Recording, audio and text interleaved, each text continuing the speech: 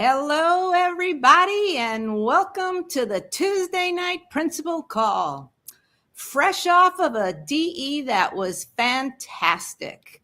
Before we get to our speaker, we do have our announcements. So we just finished the winter one. So now we're into spring 2026, April 16th through the 19th at the Sheridan Key Resort.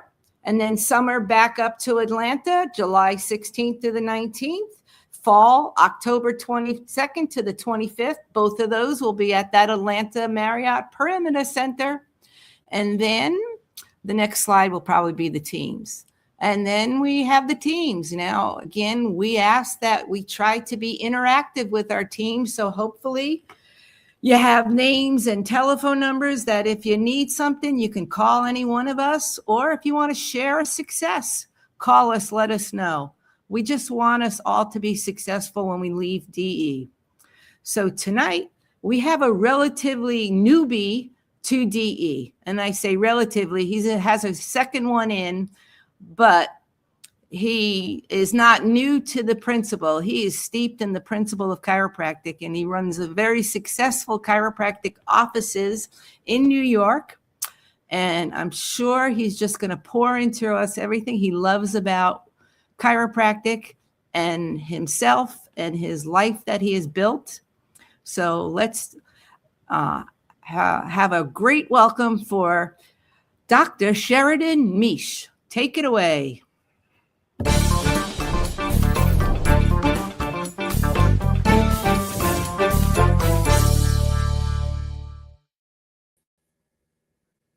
Hey, thank you so much, Mindy, for the introduction. I am honored to have been invited to speak to all of you and to be on this Band of Brothers principled chiro broadcast. I feel as though when I've gone to DE the past two times, and those were my first two times going to DE, that I just knew so many people because I watch this broadcast every week. I watch it on Wednesdays on YouTube, the replay. When I say watch, I actually listen to it because I listen to it when I'm out on my run. I just want to just have the principle just coming into my neurology and just absorbing it and just hearing so many people's stories. And I just want to share my story with all of you today and give a little bit extra beyond that. So thank you so much. When I talk about my story, I'll start with how I ended up starting to go to the chiropractor and how that led to me becoming a chiropractor. My mom, and actually, let me actually start prior to my mom. I'll start with my family. I'm the oldest of three brothers. My mom and dad is very blessed to have fantastic, loving parents. And my dad was very involved coaching sports with us kids. And he was coaching my middle brother, his hockey team. And what ended up happening, though, my father was a type 1 diabetic. And with that comes cardiovascular issues. And unbeknownst to anyone, he ended up having an aneurysm in the circle of Willis, and it ended up bursting one day at the age of 40. So no warning, no signs, no symptoms, just gone like that. My mom had to step up, and she ended up as a single mom, a widowed mom. She just gave everything to us kids, and she was now responsible for getting us where we needed to go. My mom dropped my brother off at hockey. Normally my dad would have been there at the rink coaching my brother. So my mom dropped him off. She went to go run some errands. She's sitting at the bottom of a hill at a stoplight. And it's wintertime, it's hockey season, and this dump truck is just coming down the hill, and it can't stop and just smacks right in the back of the car, totals the car. My mom's hurt, injured.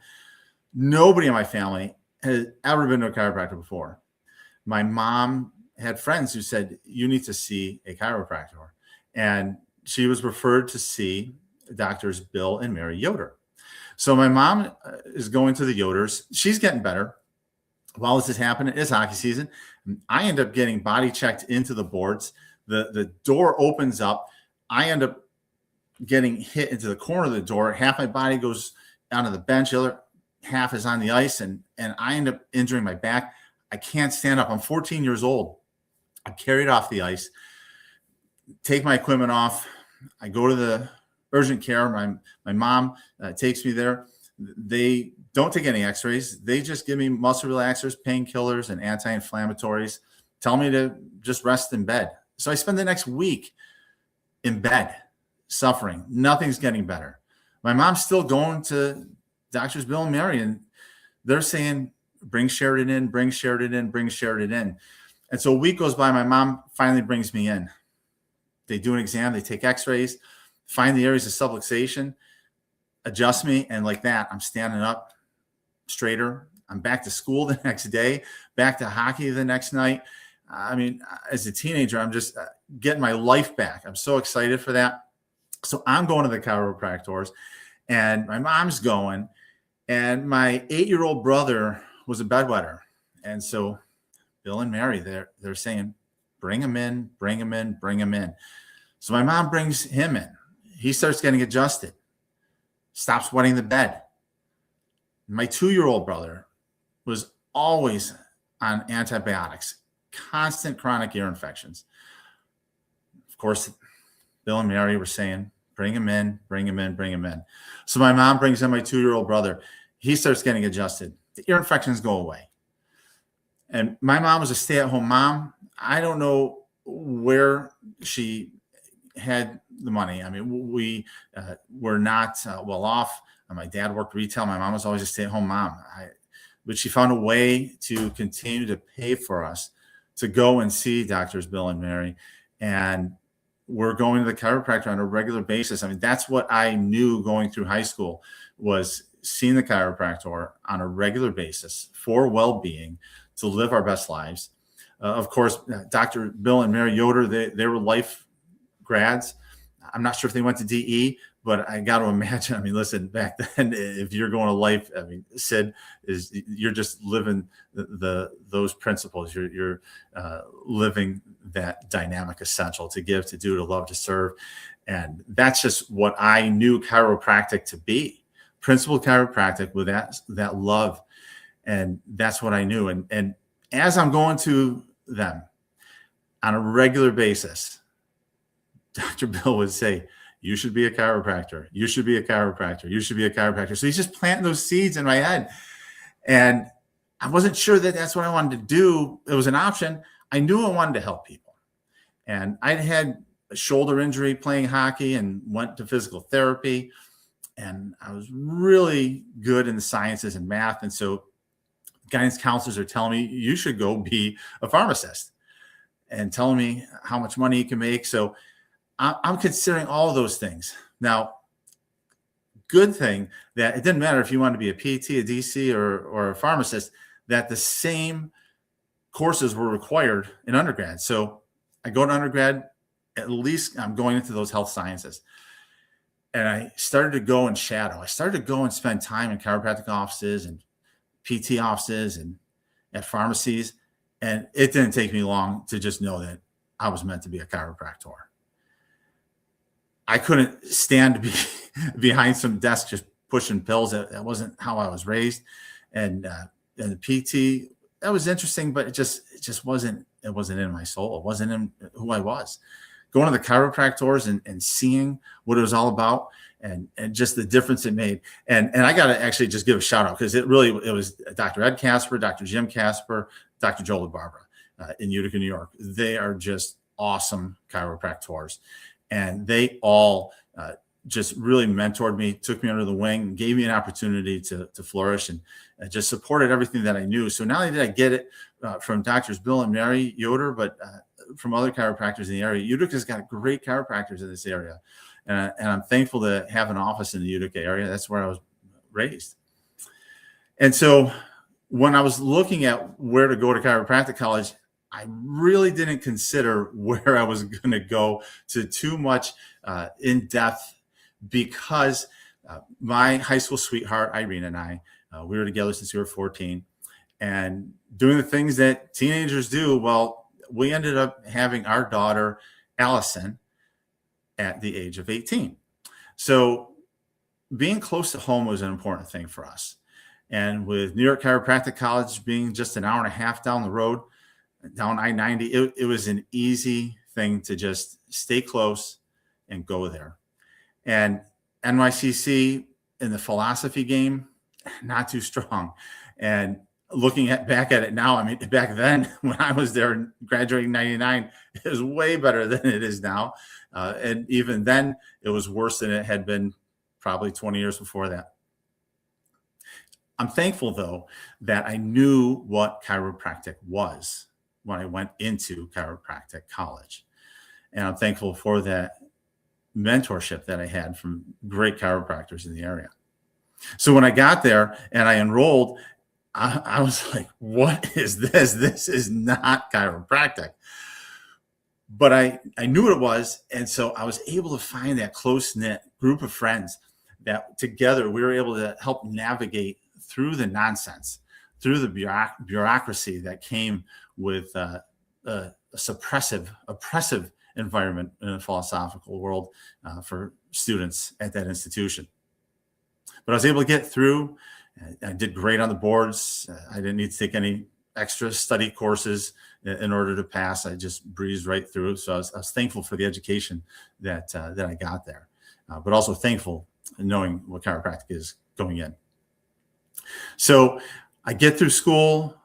It's time to open up practice or make a decision what I'm going to do.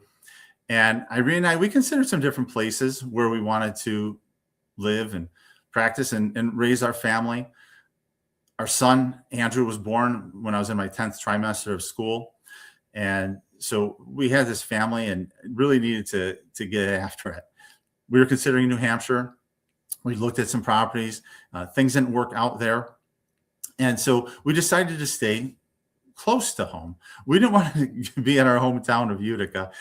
So what I did was I basically took a map and drew a half an hour circle around Utica and tried to find a place that was close enough to home that we could get home to our families. I mean, just a half hour away, but far enough that people weren't going to be knocking on our door. Sometimes you need a little space. And listen, even Jesus had a tough time converting people in his hometown. So sometimes you gotta go a little bit further away and get that following, and then maybe you come back home, and that's what we did ultimately after time. So I opened up my my first office in Canastota, New York, which is where the Boxing Hall of Fame is, the International Boxing Hall of Fame in Canastota, New York. And the reason why I opened up there, because I looked at a lot of different places, it was the mayor, Mayor Mark Lavonis. When I would go to the different towns and villages and I would meet with people. I would go to the Chamber of Commerce. I would go to the town village offices. And when I went to Canastota, they said, you've got to meet the mayor. And they went back, got the mayor. He came out. He said, come back. And he sat with me, asked me a bunch of questions, talked with me. I was probably there for an hour. And he said, this town could really use a chiropractor. He said, in fact, right across the street, there's some open office space. I can give you the contact info of the people that own the building.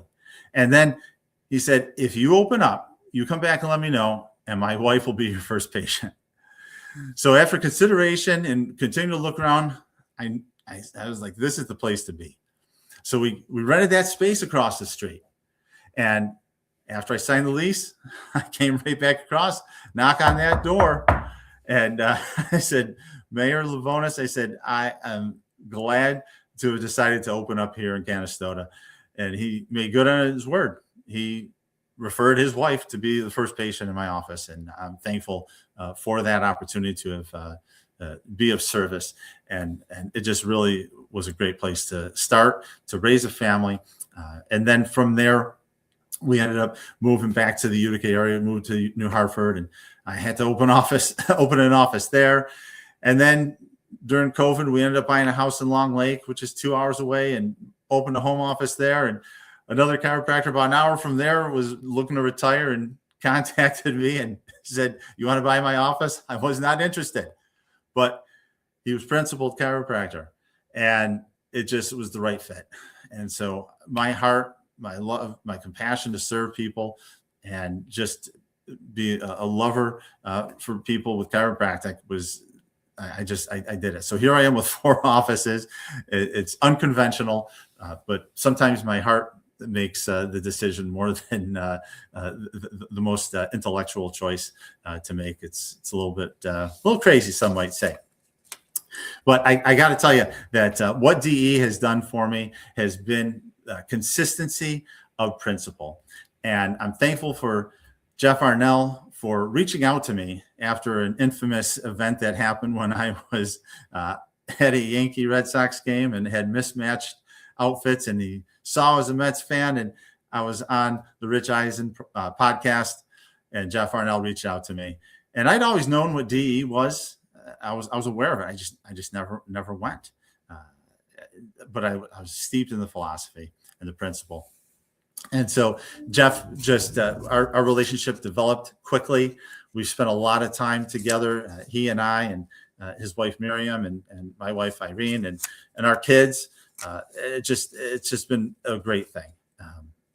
And eventually, with Jeff getting the opportunity to speak at DE at the end of 2025, I'm committed to people who are committed to me. And I just, when he was invited to speak, I said, I have to be there, have to support, and brought my whole crew. There were 6 of us that showed up, and we're all in, and we're signed up as a member and came to the last DE, 7 of us, bringing students, bringing the team. And the next DE, Sheridan is going to be at the Sheridan.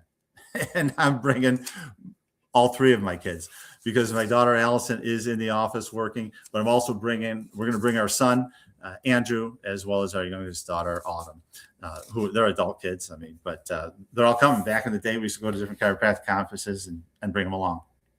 So not to be lost on the purpose of what DE represents, and that is staying true to the principle. I want to talk about some principle, and I'm going to go right here to volume 14, Stevenson's text, because one of the things that I find is key is consistency. Just like in the morning when I wake up, the first thing I do is I look at my wife and I say, I love you, and I give her a kiss. That's how I start every day. And then I head to the bathroom and I start reading chiropractic philosophy. Every day, that's how I start my day. And I'm reading chiropractic philosophy. It's the first thing I want going in my head. I want to just be immersing myself in that on a regular basis. And so what I'm going to do is I'm going to talk about principles. It's Article 22, not Principle 22, Article 22, because it's Article 24 that lists the 33 principles. And if you've read Stevenson's text, it's so logical. The logic of chiropractic philosophy is abundant. So Article 22, just to read a small part of that, is the principles of a science are its governing laws. These may be the fundamental truths upon which it is founded or the governing rules of conduct or operation. Any human doctrine or belief has its fundamentals upon which it is based. And any human activity has its settled rules of action, which guides these activities in the most expeditious and efficient manner. I love considering the language that's used, expeditious and efficient manner. So I want to go and just read the definition. When you read expeditious, means acting with speed and efficiency, getting something done quickly and effectively without wasting time or effort. It implies not just being fast, but also being thorough and getting the right result, making it a formal word often used in legal, business, and formal context to describe prompt, well-executed action. And if you read the definition of efficient, it means performing or functioning in the best possible way, achieving desired results with the least waste of time, effort, resources, or energy. It describes being productive, capable, and competent. An efficient person or system gets things done well without being wasteful. I think about what we're being called to do as principal chiropractors, as DE chiropractors, to be going and high volume, and high volume might be a relative term, but if you're challenged in with getting and being at a 300 adjustments per week number, that requires that expeditious and efficiency. I mean, it's right here in the green books. Stevenson's writing about it. The very next page is Article 23, the principles of chiropractic. A fundamental principle of chiropractic is a statement of the quality or actions of intelligence in matter, which will include any and all circumstances that may arise in study. And when we consider study, it's not about just sitting back. It requires the active study. We need to get into the books. We need to be reading. That's what we're being charged with. Reading Dede, reading BJ, reading Stevenson, reading Stevenson, what I just said, reading, I mean, gosh, I'm thinking about getting into the blue books, reading Reggie Gold, reading Sigafus, reading Sinat, reading Senzan. Gosh, I mean, I'm reading all of these books, reading Steve Judson. I mean, reading Dr. Sid. Before I even came to DE, I'd already read the Meadowlands Experience. I'd already read Wake Up Humans. This was just there. I was so looking forward to getting DE for the first time. And I'm so thankful to be a part of the DE family. I'm thankful to have this opportunity to speak tonight. And I look forward to deepening the relationships with so many of you who I've seen speak on this broadcast, who I've seen speak on and heard speak on stage. And I know it takes time to develop the relationships. And I look forward to seeing you in April. So thank you so much for having me on. And with that, it's all going to be okay. Take positive action.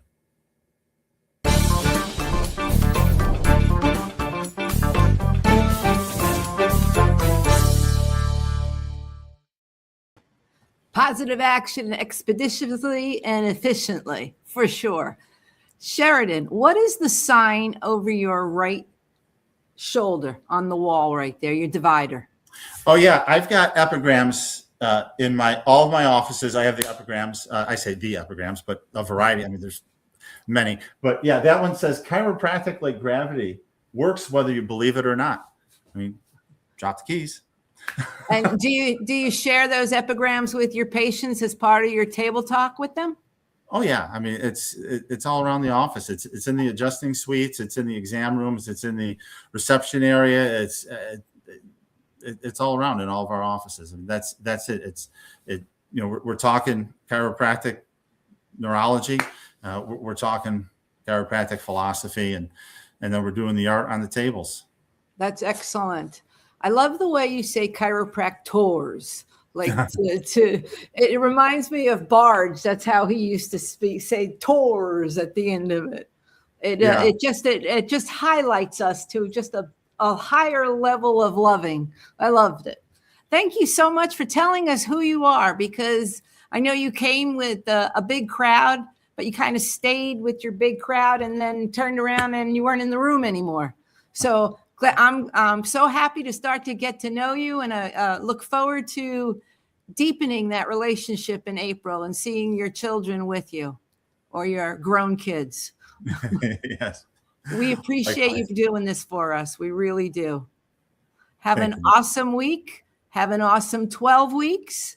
And I love and appreciate you. Good night, everybody.